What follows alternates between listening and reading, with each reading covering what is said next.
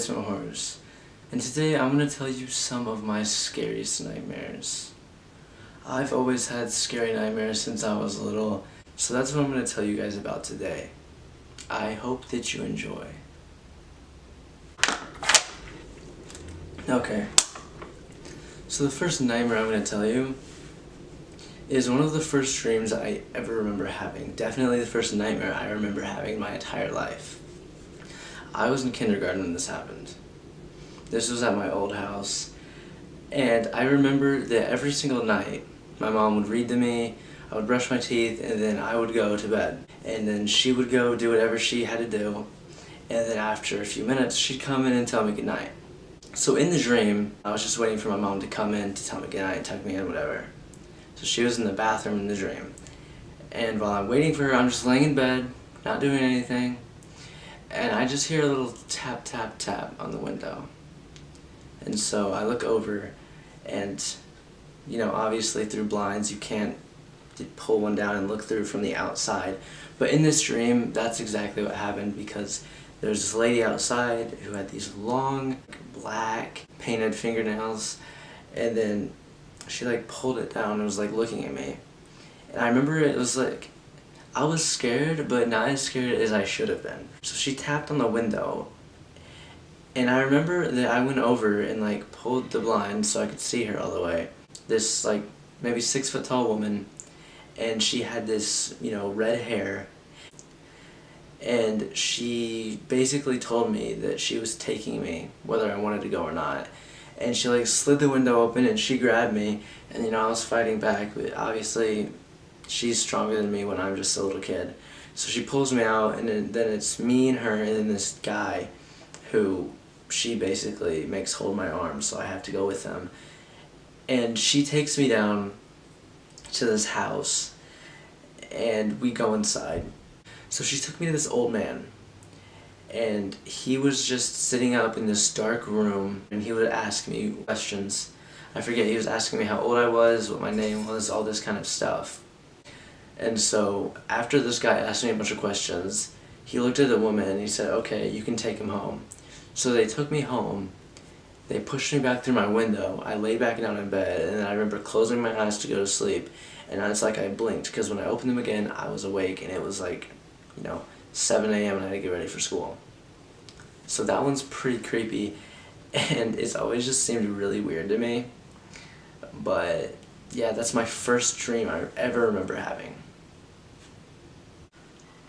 Okay, the second one's one that happened maybe 4 to 6 years ago, and it was in this house.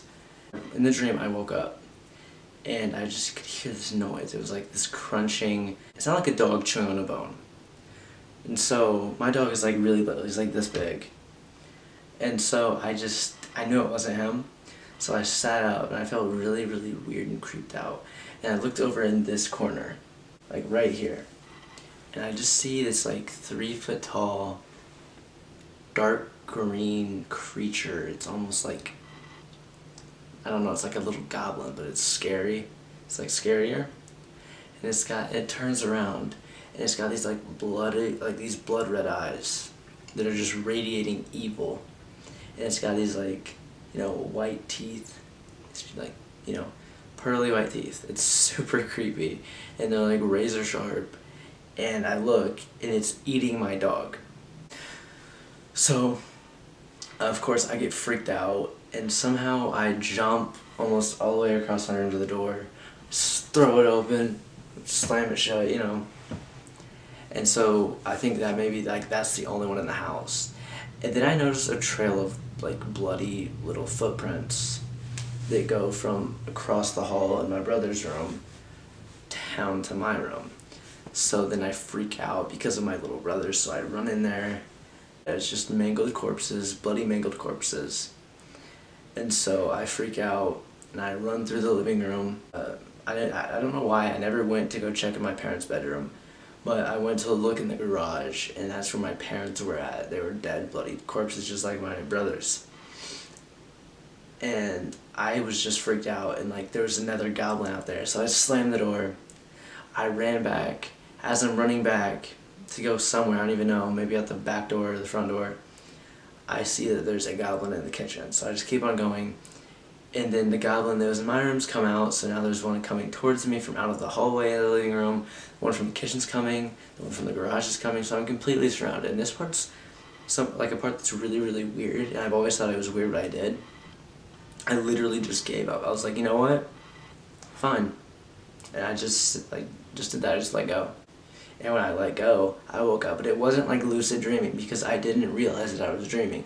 I literally just decided to let go and stop trying, which is the opposite of what you should do, but I just let go, and then I woke up. That one is like really, really creepy to me because I don't know what it was trying to represent at all.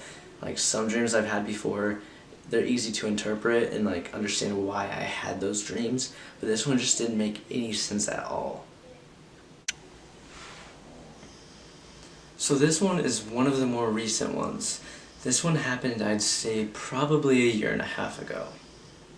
So in this dream, I'm laying right here in my bed, and I'm trying to fall asleep, and I just so happen to feel a presence. So I look over into this corner over here that's by the door, basically the opposite corner of where my head lays at night.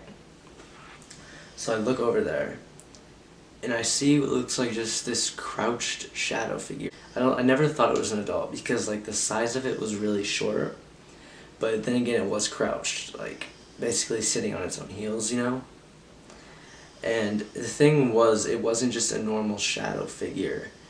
It was like glitching out, if that makes any sense. Kind of like in the Ring, how that girl in the Ring, she just bounces, like, you know, she's like moving a whole bunch. It's like that, except he was crouched down, and it was faster, and it just the more he did it, the more bad vibes came off of it, and I just ended up like shutting my eyes and going back to sleep, and I'm still in the dream, and I wake up that day in the dream, and I look and it's gone. So I go to school and I'm telling people about it, but every single time I try to tell someone about what happened the night before, I like collapse on the ground. Like, it feels like an extreme headache and like this horrible pain in my head every time I think about it or try to talk about it.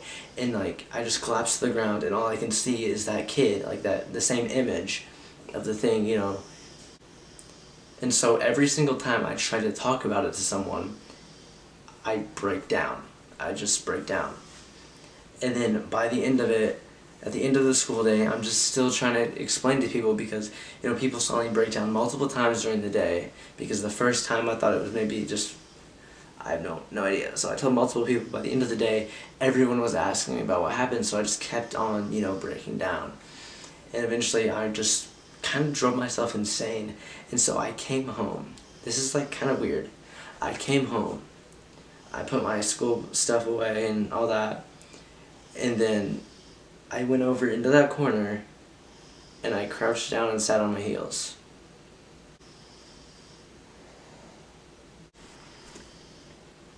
Okay guys, so this one's kind of short.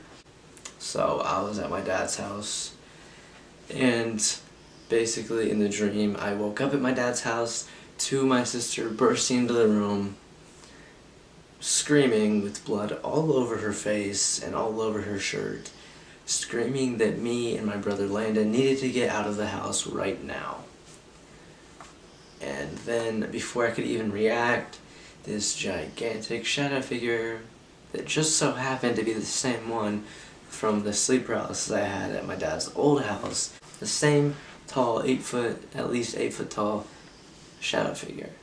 So that was kind of creepy because it just like went in right after her, grabbed her like this, and like whoosh, back out.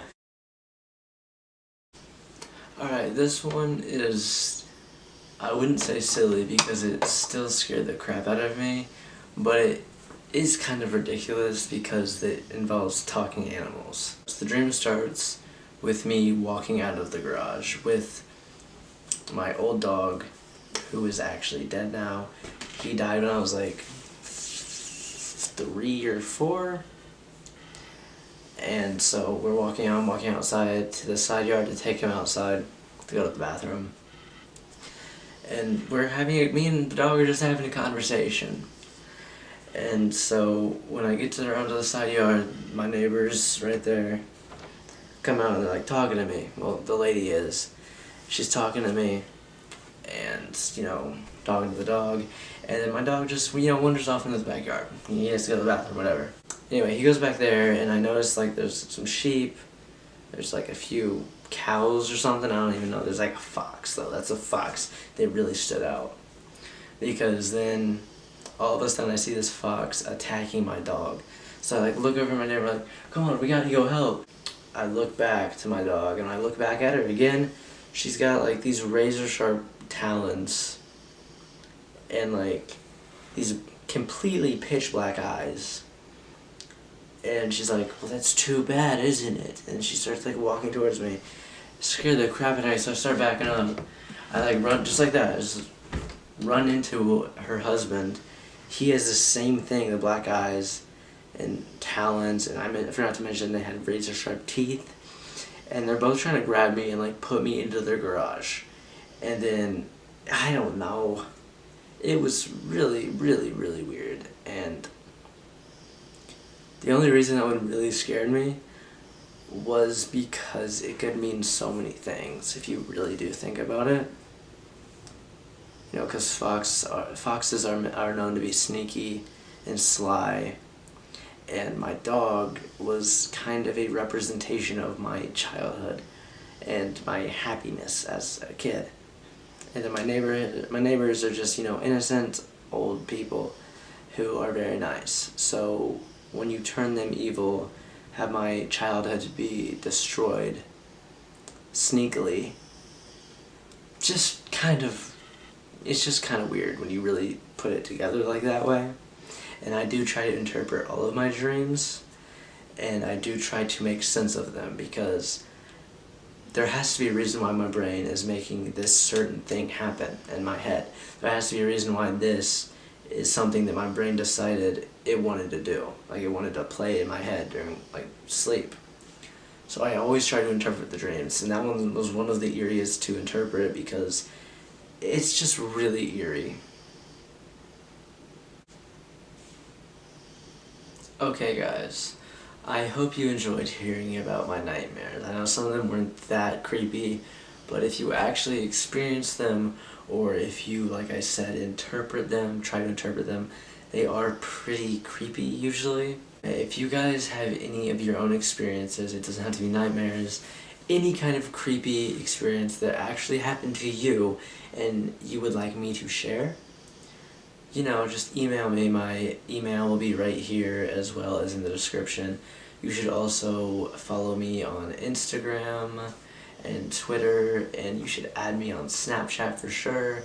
I'm always posting on there, especially like hints as to what I'm going to be posting on the channel next.